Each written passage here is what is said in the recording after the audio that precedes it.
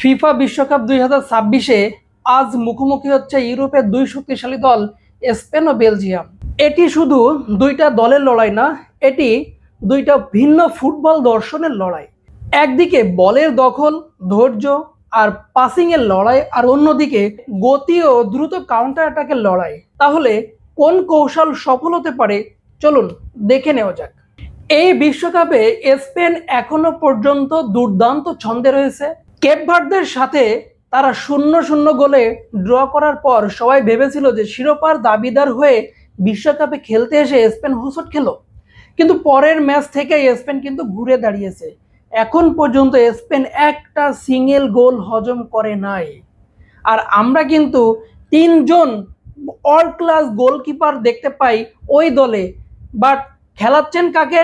Unai সিমন্সকে, যিনি number 1। But ওই টিমেই রয়েছে ডেভিড রায়া ও জোয়ান গার্সিয়ার মতো গোলকিপাররা, তারপরেও তাদেরকে সুযোগ না দিয়ে উনাই সিমন্সকে সুযোগ দেওয়া হচ্ছে। রাউন্ড অফ 32-তে কিন্তু অস্ট্রিয়াকে তারা 3-0 ব্যবধানে উড়িয়ে দিয়েছিল, এবং আপনারা জানেন রাউন্ড অফ 16-এ পর্তুগালের বিপক্ষে ওই শেষ মিনিটের গোলে 1-0 গোলে জিতে গিয়েছিল। স্পেনের মিড মাঠই হলো তাদের সব থেকে বড় শক্তি, আর এই শক্তির জায়গা অপারেট করেন দুইজন ব্যক্তি, এক হচ্ছে পেদ্রি আর হচ্ছে রদ্রি। পেদ্রি যদি বল নিজের দখলে রাখতে পারেন তাহলে মনে রাখবেন স্পেন ম্যাচটাই দখলে নিয়ে নিয়েছে। আর রদ্রি তো বিশ্বমানের ডিফেন্সিভ মিডফিল্ডার। উইংয়ে লামিন ইয়ামাল থাকলে তো আর কোনো কথাই নেই, আপনারা জানেন তিনি কি করতে পারেন। লা লিগা থেকে শুরু করে চ্যাম্পিয়ন লিগ তিনি তার গতি এবং ড্রিবলিং দিয়ে, সঙ্গে আছে ওয়ান অন সিচুয়েশনে তিনি কিন্তু কাউকে আসলে সহজে পার পেতে দেন না। ঠিক একই রকম চ্যালেঞ্জের মুখোমুখি হতে হবে বেলজিয়ামের ফুলব্যাকদের। বেলজিয়ামের left back Maxim D Kuiper, তাকে কিন্তু আজকে লামিনের মোকাবেলা করতে হবে। সো ওই জায়গাটা তার জন্য বড় একটা চ্যালেঞ্জ হতে যাচ্ছে। স্পেনের মূল পরিকল্পনাই হবে বলের দখল নিয়ে ছোট ছোট পাস খেলে গোলের সুযোগ তৈরি করা। আর এই গোলের সুযোগ তৈরি করার জন্য লামিন ইয়ামাল তো আছেন, পেদ্রি আছেন, ওদিকে ওয়াইয়ার জাবাল তো সুযোগ পেলেই গোল দিয়ে দেন, আবার অ্যালেক্স বায়েনাও তো আছে, সঙ্গে আছেন দানি ওলমো, যে কেউ সুযোগ পেলে বেলজিয়ামের দুর্গ গুড়িয়ে দিতে পারে।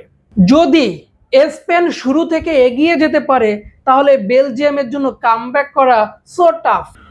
অন্যদিকে বেলজিয়াম রয়েছে দুর্দান্ত আত্মবিশ্বাসে। তারা রাউন্ড অফ 32-তে সেনেগালকে 3-2 গোলে হারিয়েছিল, সবাই জানেন। শেষ মুহূর্তে 2 গোল এবং লাস্টে গিয়ে শেষ মিনিটে পেনাল্টি, সব মিলে একটা ফুল ফুটবল রসদ ছিল ওই ম্যাচটিতে। ঠিক তারপরে এসে যুক্তরাষ্ট্রকে তারা কিন্তু 4-1 গোলে জাস্ট উড়িয়ে দিয়েছিল। তার মানে আত্মবিশ্বাসটা কোথায় গিয়ে ঠেকেছে বুঝতে পারতেছেন। জেরেমি ডোকু, যিনি ম্যানচেস্টার সিটিতে ওই লেফট উইং দিয়ে দারুণ ছন্দে আছেন, এই সিজনটা তিনি দারুণ ছন্দে কাটিয়েছেন। এই দলে তার যে ড্রিবলিং, সেই ড্রিবলিং আর গতি, এটাই বেলজিয়ামের বড় শক্তির একটা অংশ। আর এখানে স্পেনের ডিফেন্ডারদের বড় পরীক্ষা দিতে হবে।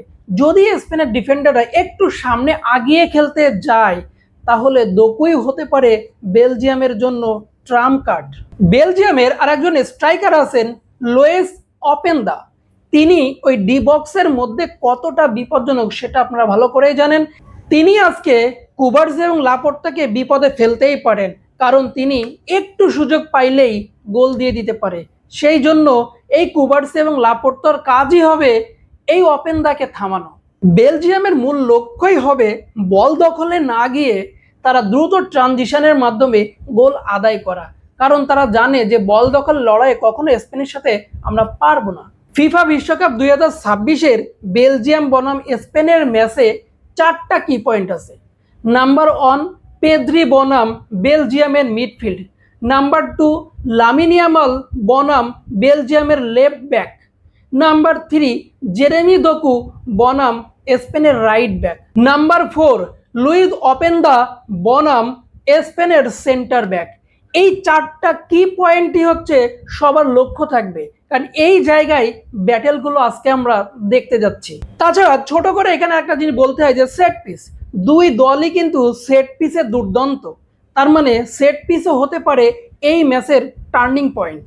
কাগজে কলমে স্পেন এই ম্যাচে এগিয়ে থাকবে, কারণ তারা বল দখলের ওই লড়াইটা সবসময় এগিয়ে থাকবে। তো আমার প্রেডিকশন হচ্ছে আজকে স্পেন উইন করবে এবং সেমিফাইনালে থ্রু করবে। আপনাদের প্রেডিকশনটা কমেন্ট সেকশনে জানাবেন, কোন দল আজকে জিততে পারে এবং সেমিফাইনাল নিশ্চিত করতে পারে। ভালো থাকবেন, দেখা হবে পরবর্তী ভিডিওতে। আল্লাহ হাফেজ।